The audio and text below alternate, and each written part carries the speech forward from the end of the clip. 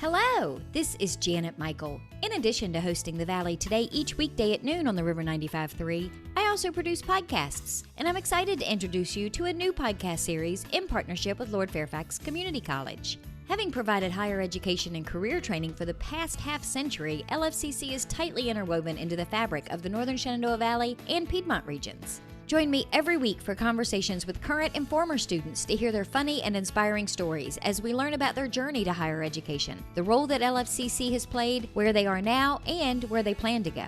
We'll also talk to current and former professors about their experiences and best memories of LFCC over the past 50 years. Get every single episode as they're released on our website at theriver953.com under the podcast tab, or you can subscribe for free in Apple Podcast, Google Podcast, on Spotify, Amazon Music, wherever you listen to podcasts. Just search for LFCC Stories.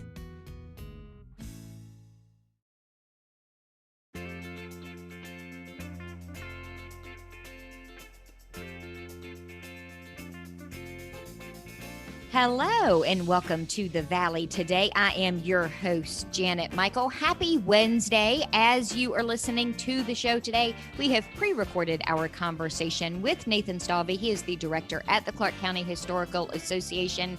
We're going to be talking about Spring 2021's Art at the Mill. It opens on Saturday. Nathan, how excited are you to finally be doing Art at the Mill live and in person?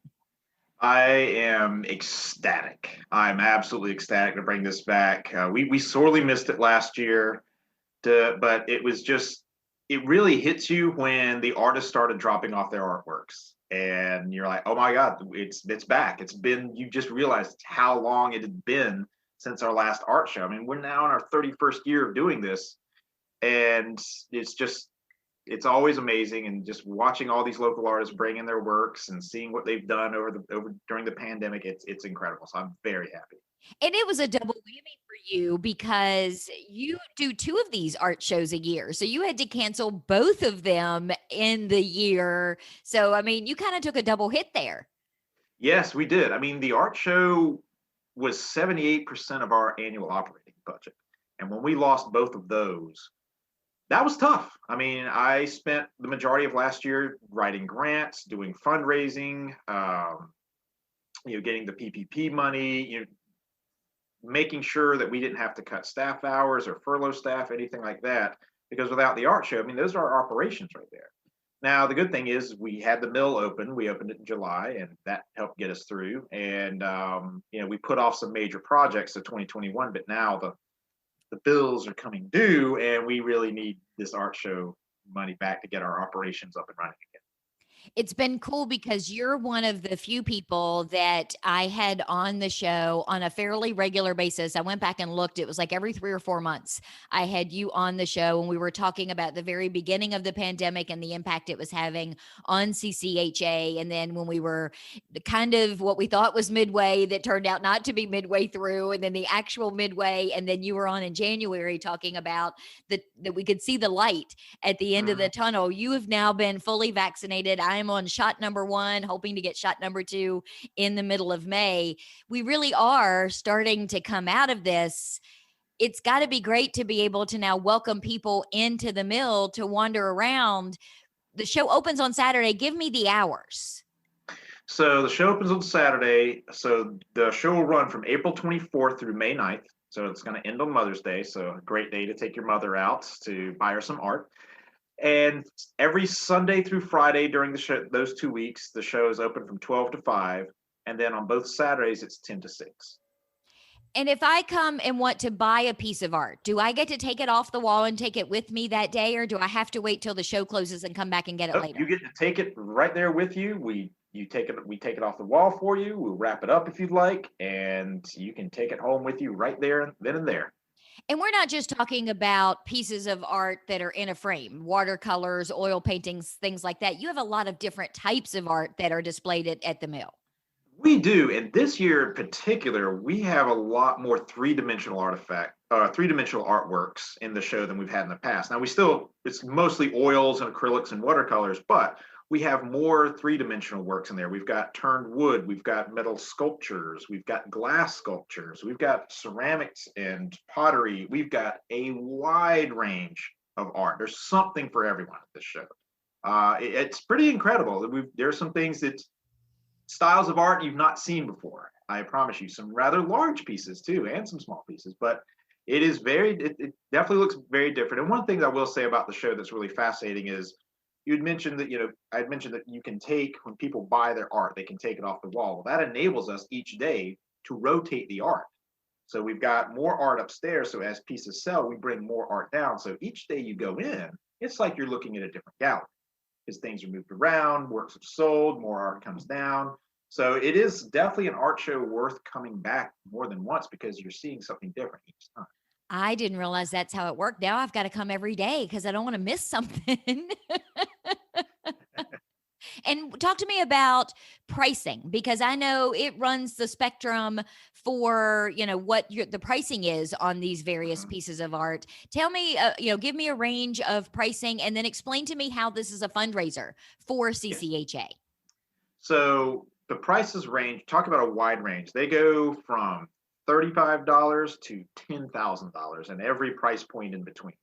So it's all, as I mentioned, there's something for everybody. There's also a price point for everybody too. There's definitely something in there. So the way this works as a fundraiser is that when we put the show on and we sell a work, the artists receive 65% of the commission of the works. We receive 35% of the sales of work. Now we also cover the taxes. We also cover the credit card fees, marketing costs, things like that. But that also comes out of that 35%. But that's still a nice, that helps keeps the water wheel turning at the mill. Honestly, that keeps the lights on, that keeps the staff paid, that helps us preserve artifacts in our collection. This enables us to do our historic programming, and the art show is our biggest fundraiser, and that's what keeps our organization going. And at the same time, you're giving an opportunity to so many artists to be able to showcase their work where they may not have had that opportunity otherwise. That's exactly it. We provide a unique setting. I mean, there's not a lot of places that can say that they can show their artwork in an historic mill. We shut down this is 2-level historic grist mill and turn it into a large art gallery, and it gets quite a bit of exposure. We're right off of Route 50 in Millwood. So we're getting a lot of that traffic from the DC metro area that comes in, especially on the weekends. And this is a chance for these local artists to have their work sold, to have their works recognized. And we also have these large binders right in the middle of the show that lists all the information about all the artists. So if somebody comes in and is like, oh, I love this artist, let me find out more about them. They can go into these binders, find their resumes, their artist statements, contact information, everything like that. Nice. Are they all local artists, or do you have people that are submitting their pieces from, say, California or Washington State or Paris, France? No, they're almost all local and regional artists. So we're talking Virginia, Maryland, West Virginia, some in Pennsylvania, some in Ohio. But by and large, most of them are from Virginia. Did you find this year, because this is coming at the end, hopefully, knock wood, of a pandemic, that you didn't have any trouble at all finding artists because they had taken the pandemic and created so many things and were just anxious to maybe clear out their own houses of everything they had created? We had no trouble. When it came time to sign up, the artists were signing up right and left. We had absolutely no trouble. It was great. It was great. And you have some that come back year to year that I can always expect to see something by a certain artist at almost every show. That's true. Yes. That's another thing is that there are certain artists that do come back from year to year to year, and you can always find them at the show. So the hours are going to be Sunday through Friday, 12 to 5, Saturday, 10 a.m. to 6 p.m., starting Saturday through Mother's Day, May 9th. What about COVID precautions? We are following COVID precautions. As it still stands right now, we are at 30% capacity for inside the mill, which puts us at 30 people total that we can have inside the mill at any time. So masks are still required, and social distancing is still required as well. So we will be monitoring. We'll keep a tally of the number of people that are coming into the mill. But yes, those guidelines will be followed. And the admission cost. So $5 for adults, $3 for seniors, and students are free. But that doesn't mean, if I come walking through and have a 10 and give you a 10 for just me, that you can keep the whole 10, right? So people can Right. give you more than the They could $5 if certainly, they so yes. If feel like people it. want to, if people want to have to submit more, that would be totally fine. Yes. You're not going to give them back anything. Right. We'll be happy to accept their donations for sure. Well, and I say that because I know we're going to go to break. When we come back, we're going to talk about a major fix that needs to happen at the mill and what kind of a price tag is attached to that you have a very short period of time to raise a very large amount of money in order to get the mill back operational. So let's talk about that when we come back in the next segment. Before we go to break, what is the website where people can go, Facebook, Instagram, to get more details about Art at the Mill? If they go to our main webpage at clarkhistory.org and click on the Art at the Mill tab, that'll take you right to the Art of the Mill page, and it'll give you links to our Art at the Mill Facebook page and Instagram page as well. Fantastic. And I love the new website, by the way. That was one of the things that you mentioned in one of our previous shows. It looks fantastic. So Thank you. We're going to take a quick break. When we come back, we're going to continue our conversation with Nathan Stalvey. We have pre-recorded it on the Zoom screen. He is the director of the Clark County Historical Association. We're going to talk about the Burwell Morgan Mill, as well as a history talk that they have coming up in May. So hang in there. We'll be back in just a couple of minutes. Got a financial decision to make or a goal to reach, but you don't know where to start? You've come to the right place. Introducing Quick Money Chats with the Northern Shenandoah Valley Financial Education Program. Visit tinyurl.com/quickmoneychat to schedule a virtual chat with a staff member or trained volunteer. We won't tell you what to do, but we will give you the tools you need to choose wisely. And because Virginia Cooperative Extension is part of Virginia Tech and Virginia State, your land-grant universities, you can be sure that our information is credible and trustworthy. And you'll know that we aren't trying to sell you something. Maybe you want to improve your credit score, or reduce your banking overdraft fees, or even figure out if you can afford to buy that car. Sorting through tons of information on the internet can be overwhelming, and sometimes it can be hard to know who to trust. Schedule a Quick Money Chat and get the information you need to take action. Go to tinyurl.com/quickmoneychat and get financial education personalized for you.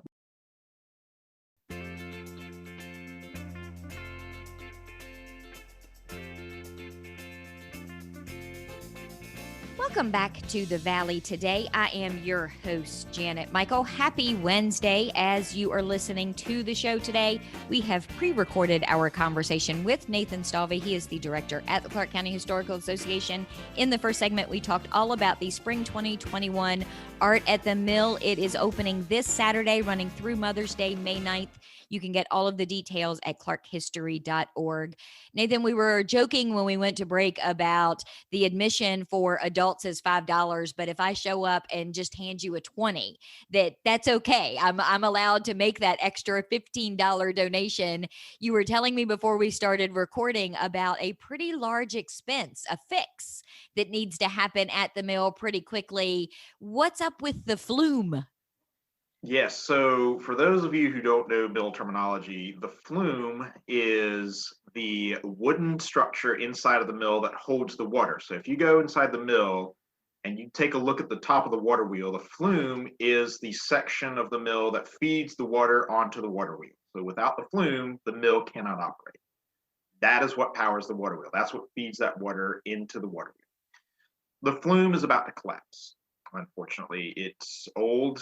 The wood is starting to buckle, and it's starting to crack down on some of the beams, which are now sitting on top of the water wheel, and it's resting on the water wheel.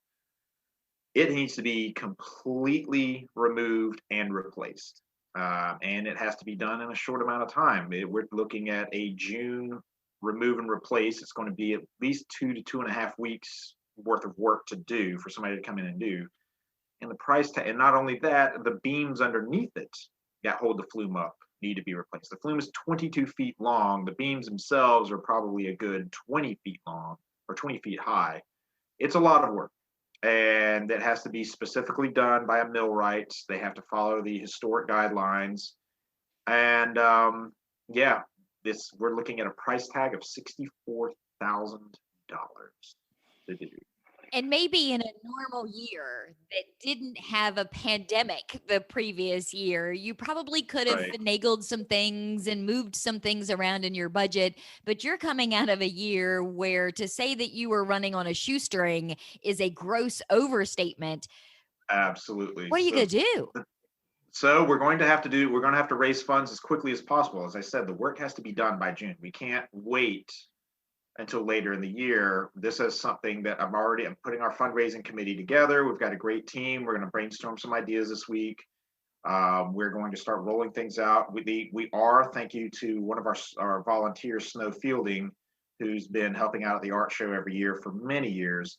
She is putting some select artworks up by an artist who passed away, a Clark County native artist who passed away years ago, putting some of his work up for sale, and the proceeds from those works will go towards the flume repair. So I'm really happy with that. So there's a chance to buy art and allow those proceeds to go towards repairing the flume. So we're also going to do, like I said, we're going to do a fundraiser. We're going to do something similar to what we did last year, which was our Burrow Morgan Mill sponsorship. But this time we're really looking at that money going directly towards the repair of the. So that's what we're going to do. We'll have some better ideas after this week. We're going to really tackle this and hit the ground running as we're doing the art show, no less. No rest for the weary on this one. So yeah, that's what we're working on right now. And you're talking about this June timeframe because you've got a lot of other events that mill's going to need to be operational for, like Colonial Kids Day coming up in July. That is correct. We do have Colonial Kids Day coming up July 10th, and we want that mill to be fully operational. Also, we can't let our water wheel sit drying out for too long and sitting still for too long. Then we're looking at another significant repair. Yeah, we need to get this done, and we need to get this done as soon as possible. Well, that's the other thing when you were explaining that to me, you talk about these beams. We're not talking about something that doesn't have any weight to it, like say a 2x4. I mean, these beams are heavy beams that are now resting on the water wheel, which can't be good for the water wheel either. So unless you want some damages and things to multiply, time really is of the essence. Yes, no, it really is. So it is a time sensitive project. So the wood has to be cut and kiln dried. Yeah, all of that has to be done, and we need to do it ASAP. If somebody is listening right now and they want to reach out to you, they want to give you a $5 check or a $5,000 check, can they do that on your website? Do they call you? How would somebody help you with this cause? So there are definitely two ways that they can do. They can contact us here right at CCHA. Our number 540-955-2600. They can also, if they wanted to donate online, they go to our website, clarkhistory.org, and there's a Get Involved page. You click the donate page, and there are ways that you can donate. There are 3 different ways you can go and just donate directly online. So we do have some options there available for people. All you do is click donate, and there's the Legacy Stone campaign, there's the Burrow Morgan Mill sponsorship, and the annual donation. All of those will be very, very helpful. We appreciate any help. And I will throw out there that if you get somebody that reaches out to you and says, hey, I know 64,000 is your magic number. I can't do all of that, but here's 50,000. We'll put them on the radio show and let them talk about why this was so important to them. So you can throw out a little radio blurb too as part of your fundraising. Absolutely, yes. So you have a talk, an interesting talk that is coming up on May 8th. Tell me about that. So this is interesting. This is something a little different than we've done before. The name of this talk is Her Name is Dora. And the way this talk started about is our archivist, Melanie Garvey, and one of our volunteers, Jean Lee, they were combing through our collection and through our archives as they were reorganizing, and they came across some letters and some documents from this woman named Dora, an African-American woman who lived in Berryville. And this was during the Jim Crow era. And as they're coming across more information from her, they're like, this is rather interesting. She led a really rough life. She was in prison a few times. She suffered through sexual trauma and abuse. She was abused by her husbands. She'd been married more than once. It's a very dark but very informative bit talk that this will be on. This was, I mean, basically just using conventional methods. We found some very unconventional material on the life and times of this woman from Clark County. We do have to put a warning up before people come that there are going to be rather difficult and disturbing items mentioned about Dora that happened in her life that shaped who she became. And it's drawn completely from original research, primary resources from 100% from the CCHA collection. And I am ecstatic for this talk. It is going to be something a lot darker and a lot more in depth than some of our previous talks. So when, where, and how can I attend? So it is going to be at the Barnes of Rose Hill on May 8th from 2 to 4 p.m. And tickets can be bought through the Barnes of Rose Hill website. Which is awesome because you do a lot of partnering with the Barnes of Rose Hill. You do a lot of partnering with a lot of people in Berryville and Clark County by virtue of who you are and what you offer anyway. Right. Yeah. And that's one of the good things. We operate in a very, very great community where we partner with so many organizations and businesses, and we're all helping each other out. We're all supportive of each other. Well, and I'm going to use your talk about Dora to I joked with you during the break to hold myself accountable. A couple of months ago, I called you up and had this great idea of this new series that I wanted to do on the radio show that was somewhat of a living history, where I wanted to interview historical figures in our community. The whole thing was sparked when I had a conversation with Chris Coots from Lord Fairfax Community College and thought, wouldn't it be cool to be able to interview Lord Fairfax? Because people don't know the guy. We just know the name. And so I had reached out to you. So mid to late summer, you and I are going to work on a new history, a living history series where we're going to do the research and I'm going to interview some of these really cool historical figures in our community. So I'm putting it out there so that now I have to be accountable and have to actually get it done. Yeah, no, it's going to be exciting. I'm looking forward to that for sure. So before we wrap up, a couple of things. I have a couple of V things. So you've got a virtual 5K coming up in June. Give me the details for that and tell me how people can register. So they can register online if they go to our website, clarkhistory.org, and they click on register. They can register online, and it's going to go through a website that'll allow you to track your progress and show where you've done your 5K. And it'll show up on a map, and it measures like how fast you're going, things like that. So you won't be able to just get into a car and do it. It'll say, oh, wow, you ran 50 miles an hour. That's pretty impressive. You do this 5K. Once you complete it, you'll get a t-shirt and a completion medal.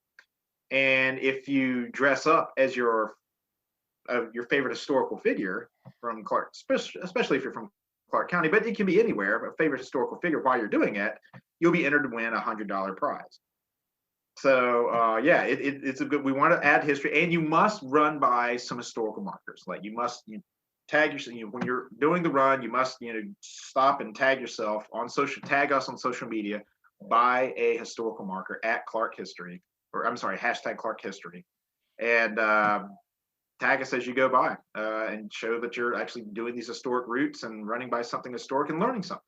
And you don't have to do it all in one day. This is June 5th through June 12th. So you can kind of space it out if you're not really 5K ready. Right, exactly. You can pace yourself. It's you can definitely do it. It's $40 to enter. But yeah, it's something fun, and you learn something at the same time. The other V on my list I wanted to ask you about before we wrapped up, because I meant to ask you about it when we were talking about Art at the Mill. Do you need volunteers now that things are opening back up? Do you need bodies and people to help with things? Yes, we do. We always need volunteers. Art at the Mill, we're always needing volunteers, especially on the weekends. So if you want to give up a couple of hours on your time during the weekends, please let us know. Reach out to us. We'd love to have you as a volunteer. It's a great way to be around a lot of the art. It's a great way to meet a lot of people who love art and to be in a really cool historic setting.